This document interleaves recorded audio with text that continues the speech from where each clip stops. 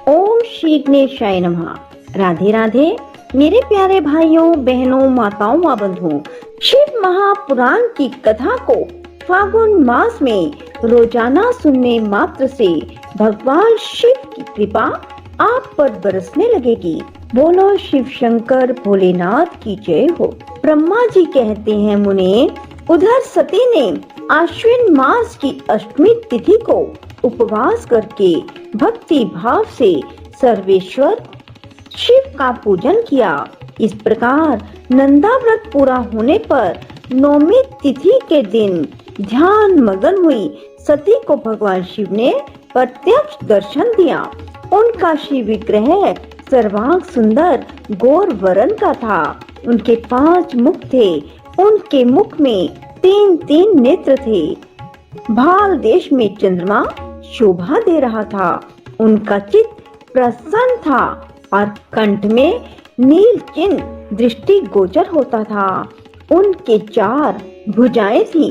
उन्होंने हाथों में त्रिशूल, ब्रह्म कपाल, वर तथा अभय धारण कर रखे थे। भस्ममय अंगराग से उनका सारा शरीर उद्भासित हो रहा था। गंगा जी उनके मस्तक की शोभा बढ़ा रही थी। उनके सभी अंग बड़े मनोहर थे। वे महान लावण्य के धाम जान पड़ते थे। उनके मुख करोड़ों चंद्रमाओं के समान प्रकाशमान एवं आह्लादजनक थे। उनकी अंग कांति करोड़ों कामदेवों को तिरस्कृत कर रही थी और उनकी आकृति स्त्रियों के लिए सर्वथा ही प्रिय थी। सती ने ऐसे सौंदर्य माधुर्य से युक्त प्रभु महादेव जी को प्रत्यक्ष देखकर उनके चरणों की वंदना की। उस समय उनका मुख लज्जा से झुका हुआ था। तपस्या के पुंज का फल प्रदान करने वाले महादेव जी उन्हीं के लिए कठोर व्रत धारण करने वाली सती को पत्नी बनाने के लिए प्राप्त करने की इच्छा रखते हुए भी उनसे इस प्रकार बोले। महादेव जी ने कहा, उत्तम व्रत का पालन करने वाली दक्षनंदिनी, मैं तुम्हारे इस व्रत से बहुत प्रसन्न हूँ, इसलिए कोई वर मांगो। तुम्हारे मन को जो अभिष्ट होगा वही वर मैं तुम्हें दूंगा। ब्रह्मा जी कहते हैं मुने, जगदीश्वर महादेव जी यद्यपि सती के मनोभाव को जानते थे तो भी उनकी बात सुनने के लिए बोले, कोई वर मांगो। परंतु सती लज्जा के अधीन हो गई थी, इसलिए उनके हृदय में जो बात थी उसे वे स्पष्ट शब्दों में कह न सकी। उनका जो अभिष्ट मनोरथ था वह लज्जा से आच्छादित हो गया। प्राण वल्लभ शिव का प्रिय वचन सुनकर सती अत्यंत प्रेम में मगन हो गई।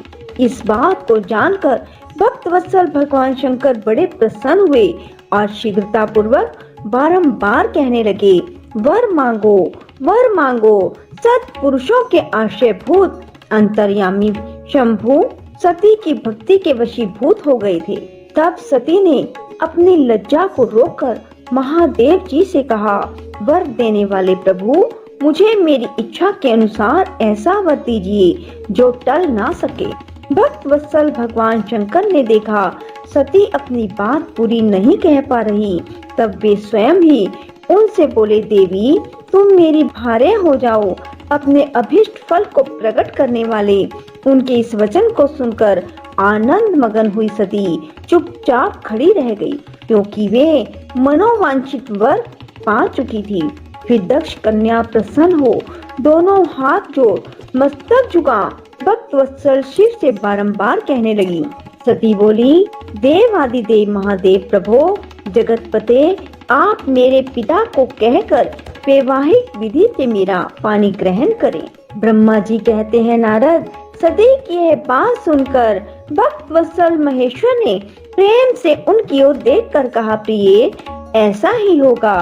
तब दक्ष कन्या सती भी भगवान शिव को प्रणाम करके भक्ति पूर्वक विदा मांग जाने की आज्ञा प्राप्त करके मोह और आनंद से युक्त हो माता के पास लौट गई।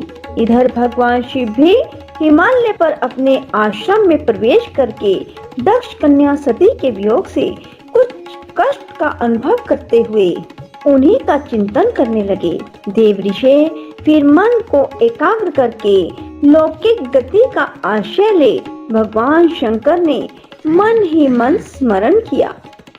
त्रिशूलधारी महेश्वर के स्मरण करने पर उन्होंने सिद्धि से प्रेरित हो मैं तुरंत ही उनके सामने जा खड़ा हुआ। तात हिमालय के शिखर पर जहाँ सती के वियोग का अनुसरण करने वाले महादेव जी विद्यमान थे, वहीं मैं सरस्वती के साथ उपस्थित हो गया। देव ऋषि सरस्वती सहित मुझे आया देख सती के प्रेम पाश में बंधे हुए शिव उत्सुकता पूर्वक बोले। शंभु ने कहा, ब्राह्मण, मैं जब से विवाह के लिए स्वार्थ सिद्ध कर बैठा हूँ, तब से अब मुझे इस स्वार्थ में स्वच्छ सा प्रतीत होता है। दक्ष कन्या सती ने बड़ी भक्ति से मेरी आराधना की है। उसके नंदा व्रत के प्रभाव से मैंने उसे अभीष्ट वर देने की घोषणा की है। ब्राह्मण, तब उन सती ने मुझसे यह वर मांगा कि आप मेरे पति हो जाइए। यह सुनकर सर्वथा संतुष्ट हो मैंने भी कह दिया कि तुम मेरी पत्नी हो जाओ। तब दाक्षायणी सती मुझसे बोली, जगतपते, आप मेरे पिता को सूचित करके वैवाहिक विधि से मुझे ग्रहण करें। ब्राह्मण, उनकी भक्ति से संतोष होने के कारण मैंने उसका वह अनुरोध भी स्वीकार कर लिया। विधाता, तब सती अपनी माता के घर चली गई और मैं यहाँ चला आया। इसलिए अब तुम मेरी आज्ञा से दक्ष के घर जाओ और ऐसा यत्न करो जिससे प्रजापति दक्ष शीघ्र ही मुझे अपनी कन्या का दान कर दे। उनके इस प्रकार आज्ञा देने पर मैं कृतकृत्य और प्रसन्न हो गया। उन भक्त वत्सल विश्वनाथ ने इस प्रकार बोला। मुझ ब्रह्मा ने कहा, भगवान शंभो, आपने जो कहा है उस पर भली भांति विचार करके हम लोगों ने पहले ही उसे सुनिश्चित कर दिया है। वृषभध्वज, इसमें मुख्यतः देवताओं का और मेरा भी स्वार्थ है। दक्ष स्वयं ही आपको अपनी पुत्री प्रदान करेंगे, किंतु आपकी आज्ञा से मैं भी उनके सामने आपका संदेश कह दूंगा। सर्वेश्वर महाप्रभु महादेव जी से ऐसा कहकर मैं अत्यंत वेगशाली रथ के द्वारा दक्ष के घर जा पहुंचा। नारद जी ने पूछा, वक्ताओं में श्रेष्ठ महाभाग विधाता, बताइए, जब सती घर पर लौट कर आई तब दक्ष ने उनके लिए क्या किया? ब्रह्मा जी ने कहा, तपस्या करके मनोवांछित वर पाकर सती जब घर को लौट गई तब वहां उन्होंने माता पिता को प्रणाम किया। सती ने अपनी सखी के द्वारा माता पिता को प्रणाम किया। प्रसन्नता बढ़ाने वाली अपनी पुत्री को हृदय से लगाकर माता वीरिनी ने उसका मस्तक सूंघा और आनंद मगन होकर उसकी बारंबार प्रशंसा की। इसके बाद कुछ काल व्यतीत होने पर धर्मज्ञों में श्रेष्ठ दक्ष इस चिंता में पड़े कि मैं अपनी इस पुत्री का विवाह भगवान शंकर के साथ किस तरह करूं। महादेव जी प्रसन्न होकर आए थे पर वे तो चले गए। अब मेरी पुत्री के लिए फिर कैसे यहाँ आएंगे? यदि किसी को शीघ्र ही भगवान शिव के निकट भेजा जाए तो यह भी उचित नहीं जान पड़ता, क्योंकि यदि वे इस तरह अनुरोध करने पर भी मेरी पुत्री को ग्रहण ना करेंगे तो मेरी याचना निष्फल हो जाएगी। इस प्रकार चिंता में पड़े हुए प्रजापति दक्ष के सामने मैं सरस्वती के साथ सहसा उपस्थित हुआ। मुझ पिता को आया देख दक्ष प्रणाम करके विनीत भाव से खड़े हो गए। उन्होंने मुझ स्वयंभू को यथा योग्य आसन दिया। तदंतर दक्ष ने जब मेरे आने का कारण पूछा तब मैंने सब बातें बताकर उनसे कहा, प्रजापते, भगवान शंकर ने तुम्हारी पुत्री को प्राप्त करने के निश्चय से मुझे तुम्हारे पास भेजा है। इस विषय में जो श्रेष्ठ कृत्य हो उनका निश्चय करो। जैसे सती ने नाना प्रकार के भावों से सात्विक व्रत के द्वारा भगवान शिव की आराधना की है, उसी तरह वे भी सती की आराधना करते हैं। इसलिए दक्ष भगवान शिव के लिए ही संकल्पित एवं प्रकट हुई अपनी इस पुत्री को तुम अविलंब उनकी सेवा में सौंप दो। इससे तुम कृतकृत्य हो जाओगे। मैं नारद के साथ जाकर उन्हें तुम्हारे घर ले आऊंगा।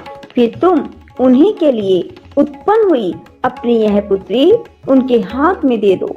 ब्रह्मा जी कहते हैं, नारद, मेरी यह बात सुनकर मेरे पुत्र दक्ष को बड़ा हर्ष हुआ। वे अत्यंत प्रसन्न होकर बोले, पिताजी, ऐसा ही होगा। मुने, तब मैं अत्यंत हर्षित हो वहां से उस स्थान को लौटा जहां लोक कल्याण में तत्पर रहने वाले भगवान शिव बड़ी उत्सुकता से मेरी प्रतीक्षा कर रहे थे। नारद, मेरे लौट आने पर स्त्री और पुत्री सहित प्रजापति दक्ष भी पूर्ण काम हो गए। वे इतने संतुष्ट हुए मानो अमृत पी कर आए हों। राधे राधे। जय श्री कृष्णा। धन्यवाद।